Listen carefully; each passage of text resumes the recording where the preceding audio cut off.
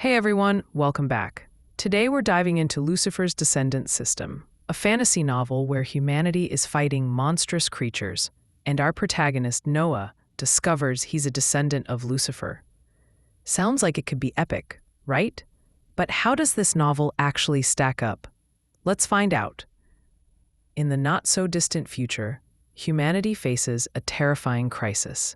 After God stops answering prayers, monstrous creatures begin to ravage the world. The people who gain powers are the only ones standing between humanity and total annihilation.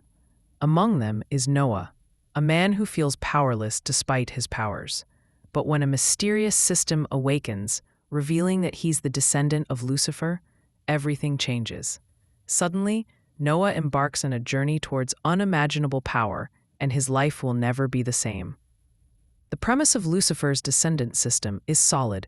Humanity is on the brink of extinction, and the emergence of heroes with powers is a classic trope. The concept of monsters with colossal strength adds urgency, and the system Noah gets is a potential game changer. It starts strong with an intriguing setup: Noah's normal powers versus the overwhelming monsters. Now, let's talk about Noah. Unfortunately, Noah's personality is almost non-existent. He's not an overly complex character, and the author doesn't give him much emotional depth or character development. He's more of a vessel for the plot, rather than a driving force. And even though he gains immense power, it's hard to care about his journey because there's not much going on beneath the surface. If you're a reader who likes complex or even somewhat charismatic protagonists, you might find Noah a bit underwhelming. One of the main issues with Lucifer's descendant system is the story's logic.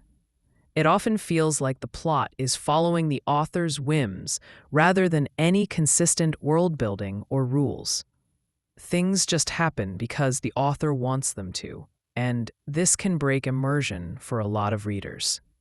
For example, Noah's sudden leap from ordinary guy to descendant of Lucifer feels a little too convenient, and the power scaling seems inconsistent at times. The biggest disappointment for me is that the novel has a fantastic premise, but fails to deliver on its potential.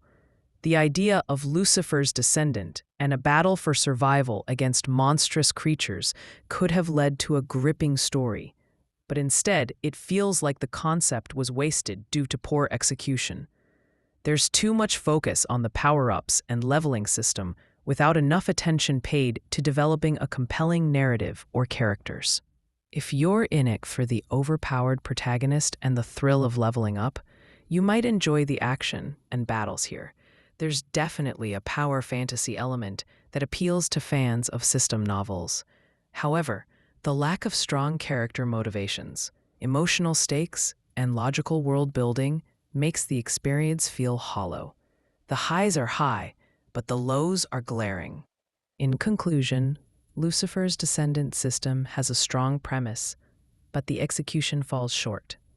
If you're looking for a high-octane action story with overpowered moments and a simple plot, this might still be worth a read. But if you're looking for depth, character development, or a logically consistent story, you might want to look elsewhere. The concept of Lucifer's descendant could have been a great narrative, but unfortunately, it feels like the author missed the mark on delivery.